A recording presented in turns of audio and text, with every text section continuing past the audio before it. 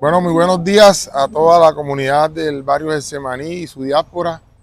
Hoy estamos con el amigo Florencio Ferrer, que nos va a relatar un poco acerca de sus recuerdos, sus memorias y todo aquello que vivió aquí en el barrio de Semaní, como también nos contará un poco de su familia. Florencio, coméntanos qué recuerdas tú de tu infancia, relátanos un poco de la trayectoria de tu familia, háblanos de toda esa memoria oral del maestro Flo. Queremos escucharte. Mm. Bueno, gracias a ti, a toda la comunidad que está escuchando y especialmente felicitarlo por este gran trabajo que nos sirve a todos para seguir en esta resistencia. Fue algo tan difícil en el momento en que uno le toca hablar de uno. Yo digo que es la prueba más difícil que yo he pasado, es el examen más difícil que he pasado en toda la vida, en toda mi vida. Pero sí es bueno comenzar haciendo homenaje a nuestro gran himno, el getsemanicense. Sí, soy getsemanicense, barrio de Bravos Leones. Antes, en el tema de los lanceros, ahora somos los vigías o somos los que le estamos apostando a la resistencia para permanecer en el territorio. Sincero de corazones, decimos las cosas como son. Nos toca ser de frentero, pero sí, si bien es cierto, nosotros siempre somos colaborativos, humanitarios. Todo eso está debidamente definido en nuestro himno, el getsemanicense, de Lucho Pérez, un getsemanicense. Sí, vino, como dice también el disco, hijo de Rafael y Dalida, nací aquí en el Pedregal, como ustedes pueden ver. Este es un barrio que anteriormente, cuando yo nací, en nuestra casa, porque me atendió, me dice mi mamá que me atendió la señora de la Rosa, La y partera. la partera de la Rosa, y los dos hermanos mayores nacieron en la Plaza de la Trinidad, al lado del gran barbero de Getsemaní, que era el Juancho Redondo, que tenía Claro su que sí. barbería, la tuvo acá en Getsemaní, arrancó y después se fue para el centro, en la calle de la Sorbipado. Bueno, sí, en esta calle especialmente, que es una de las pocas calles que ha tenido tres nombres, el Pedregal, primero calle San José, avenida del Pedregal y hoy calle Jorge Artel. Esta era una calle de muchas accesorias, especialmente donde yo vivía, tenía los vecinos, la señora Julia Inés Vergara, al de la parte de atrás estaban los señores Correa, todos que venían de la zona de acá de Montería de la Sabana. Y al frente me quedaban lo que era el Bonguito, extenso, donde estaba la familia Alvear, donde estaba la familia Zúñiga, la familia Maturana, donde estaba la señora León, la abuela de la señora, bueno, Estamos hablando de donde quedaba antes el lo aserradero que era, Ramos. donde que era Antes Bonguito. vivían esa familia. Después vinieron los señores Ramos y ya fue saliendo la gente. Este era el escenario deportivo por excelencia. De la parte del frente, ahí donde estoy hablando, los señores Alvear, que estaba Amalia, estaba el Chelo, que trabajaba en los puertos. Ese era el escenario de deporte de béisbol, pero era con una bolita de caucho que a veces cogíamos unos cartones y nos servía como de manilla. Y más adelante, donde ahora está el Pedregal Park, era lo que le llamábamos la zona, que se le llamó la zona del Caguán, pero antes se llamaba el Maracaná. Ahí se jugaba futbolito, ahí donde salió Pedro Julio, mucha gente de Getsemaní se congregaba especialmente a hacer deporte, pero ese deporte masivo en la avenida del Pedregal. Y en Getsemaní era una característica, la gran mayoría de las casas eran accesorias, tipo accesorias. Las únicas altas, por decirlo así, eran la calle de la Media Luna, la calle, parte en el Arsenal y en la calle Larga. Lo demás era la gran mayoría pura accesoria. Y se puede mostrar un ejemplo, la calle de San Juan. La calle de San Juan usted puede observar pura accesoria. Y en el Pedregal, calle San Antonio, el Espíritu Santo. En el Espíritu Santo existe una casa alta que es donde actualmente le llaman la Casa del Pirata. Ajá. Pero lo demás eran casa baja y la gran mayoría eran accesorias. Floro, cuéntanos un poco de esas anécdotas que tú tienes y que recuerdas de tu abuelo, el maestro Flo. Hombre, sí, mi abuelo, un getsemanicense que duró 107 años, Son muy albañil, longevos los Ferrer, claro, son muy longevos. albañil.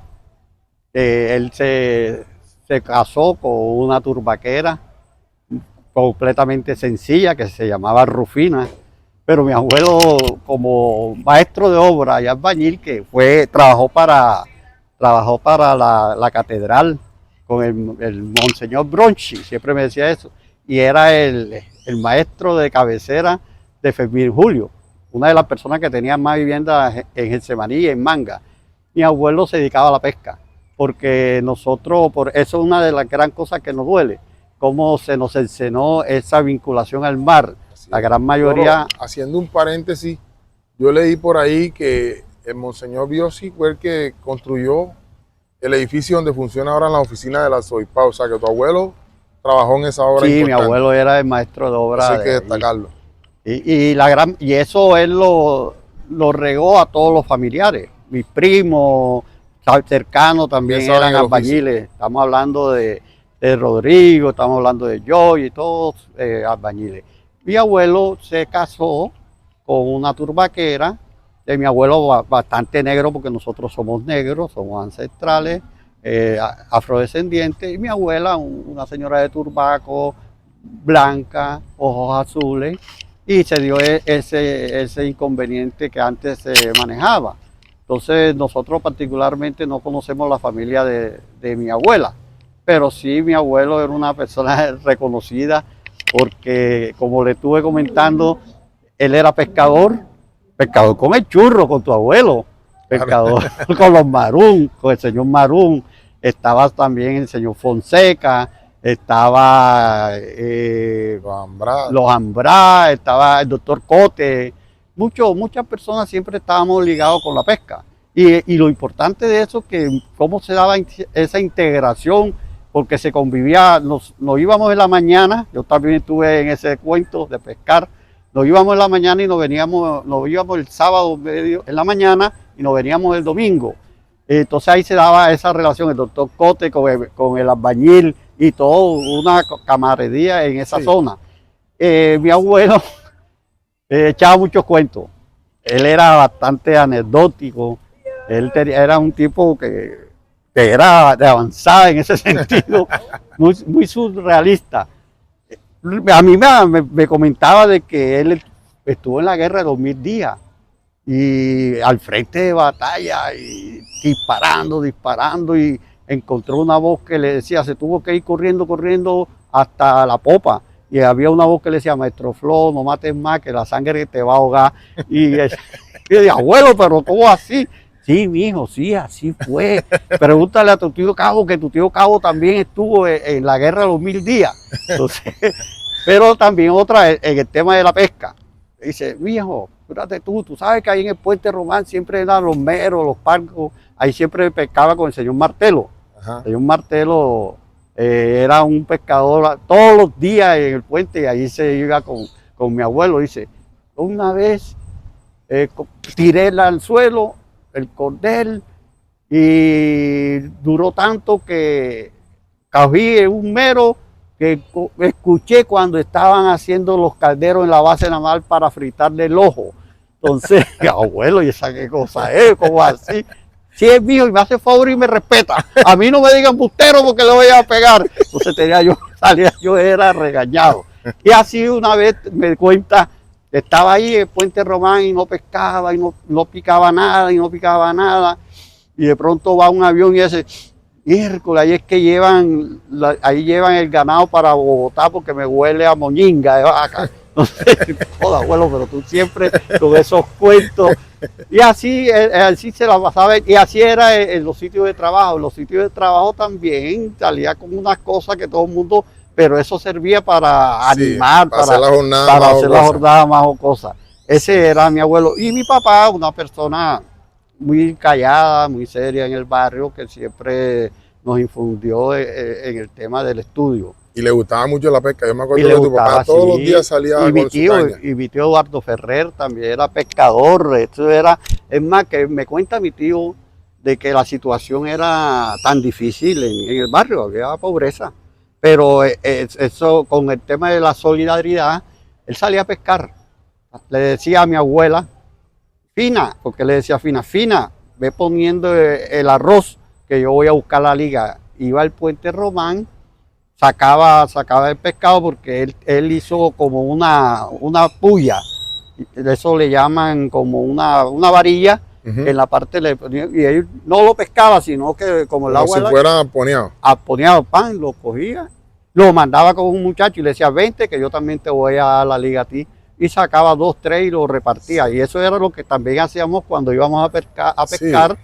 que ese domingo iban las familias y nosotros regalábamos el pescado a la familia, o también algunas personas que no podían ir, iban a nuestra casa y nosotros, todo el barrio, con 3 o 4 pescas buenas, el barrio, la gran mayoría Sí. podía acceder Yo me al acuerdo pescado. también que mi abuelo Churro, Carlos, también cuando salía a pescar me cuentan que traían tanto pescado porque ellos se iban inclusive hasta cerca de Tolú a pescar y traían pescado, regalaban el pescado. Yo alcancé a ver ahí mucha pesca en mi niñez y adolescencia, todavía se pescaban jureles de 4 o 5 kilos, gente de aquí del barrio, pero ya hoy no se consigue nada, Floro. No. Floro, y a mí me gustaría preguntarte, ¿qué extrañas tú de esa época del barrio de Semaní? Bueno, mijo, con mucha nostalgia y siendo romántico, cuando nosotros nos sentamos, un ejemplo, nos sentábamos ahí en la esquina de Bonguito, donde estaba el difunto Meléndez, estaban Los Vegas, Osvaldo Puello, Javier Zúñiga, estaba hasta a veces Jorge Gaviria, estaba Ezequiel Bernal, a veces llegaba Javier Redondo, entonces estábamos en la esquina a echar cuentos, pero también practicábamos el deporte, que era lo importante. De ahí salió el compañero Meléndez, el difunto Meléndez, si es posible, estuvo en la Liga de Atletismo de Bolívar. Nosotros le damos una vuelta a toda la manzana cronometrado y entre todos hacíamos como competencia. Yo me Y, acuerdo de esas carreras. sí, y siempre era una calle polvorienta. Getsemaní hace menos de 50 años que fue pavimentado. Y yo digo que ahí comenzó el tema de la salida de la gente. Comenzó Sí, claro. el tema de la salida de la gente. Y eso es una de las cosas que nunca se me olvida. Porque es más que ya nuestros padres, algunos llegaban a la esquina y decían, bueno muchachos, ya está bueno, vayan a dormir que hay que ir a estudiar. Puede ser el papá de algunos de los que estábamos ahí, y todos salíamos para el colegio. Es más que a veces hasta el mismo, nosotros la gran mayoría estudiábamos de la señora Silvia, que era la escuela de Banquito, y pasaba el esposo de la señora Silvia y decía, bueno, ajá, ¿qué no van a dormir? Y todo el mundo le hacía caso. Había mucho respeto. Mucho respeto y más que todo la obediencia. Sí. Entonces, eso es una cosa que yo siempre recuerdo, nunca se me ha podido olvidar de cómo nosotros también jugábamos en las calles, sábado y domingo, ya todos los familiares. ¿En cualquier calle? Cualquier calle. Ya los familiares sabían que estábamos ahí y nunca, bueno, yo nunca observé esas peleas, discusiones como tal, como jóvenes, pero nunca hubo esa pelea. Nunca. Yo me acuerdo también, y fíjate, entre tu generación, tú tienes más o menos la misma edad de mi papá, y la mía se alcanzaron a transmitir muchas cosas, porque yo me acuerdo que aquí, cuando yo vivía en la calle de las Chancletas, también jugábamos, sea corriendo en bicicleta o en patín, a hacer carreras. Uno salía por un lado y el otro salía por el otro, el que llegara primero. Y tú ahora nos cuentas que ustedes también lo hacían, y de ahí salieron grandes atletas como el amigo Meléndez, que en paz descanse. Entonces, yo creo que de la generación mía a la de mi hijo se han ido perdiendo muchas cosas, y es lo que uno siempre trata como de rescatar. Y ese, por eso te dije la tristeza. Sí, claro. Y uno se pone triste porque ya eso no se ve y es difícil. Y tratar de recuperarlo no va a ser bastante difícil porque ese es lo que uno anhela. Eso es lo que uno anhela, de que ahora con este nuevo proceso en donde ustedes son los protagonistas, los jóvenes del barrio, que es lo que yo siempre quiero y deseo y yo sí sé que va a hacer, porque hemos encarnado en los jóvenes ese espíritu de fortaleza, de trabajo, de cómo perseverar, ese de protagonismo.